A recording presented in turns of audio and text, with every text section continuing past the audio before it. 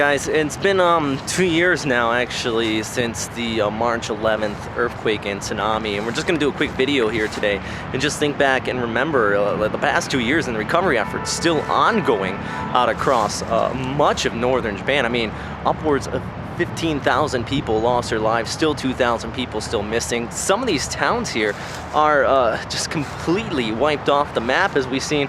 James Reynolds went up there just a few weeks after the actual earthquake took place, and you can see some of this footage here of just absolutely devastation there. And even 1 year later, the cleanup efforts are there, but it's very ongoing and slow. One of the main reasons for that is just because a third of the population has moved away.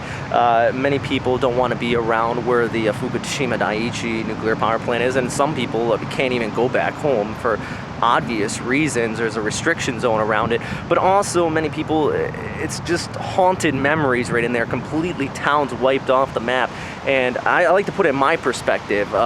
Some of these towns, I mean, 15,000 people lost overall, and I grew up in a town of 2,000 people, and I shudder at the fact of that entire town just being wiped off the map. You can see why people don't want to go back there, and how the recovery efforts are also slow, but there is still an outpour of help, and there's still people up there that are persistent and really continuing to recover, and that's the good news when it comes down to it. Personally, I wasn't directly affected. I was actually in Singapore when the earthquake and tsunami happened. My wife and son were in Yokosuka, though, on Tokyo Bay, and that was a sense of helplessness when the whole event did occur, because Tokyo Bay actually saw about a 2-meter high wave.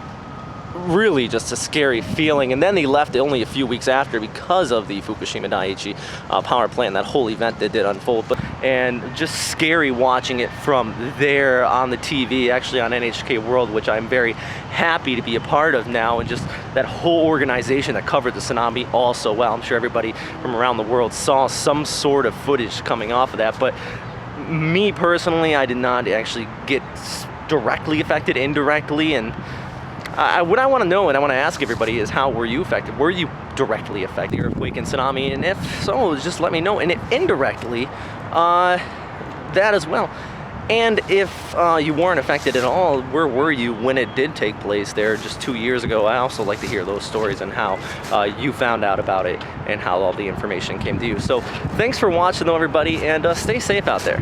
All right.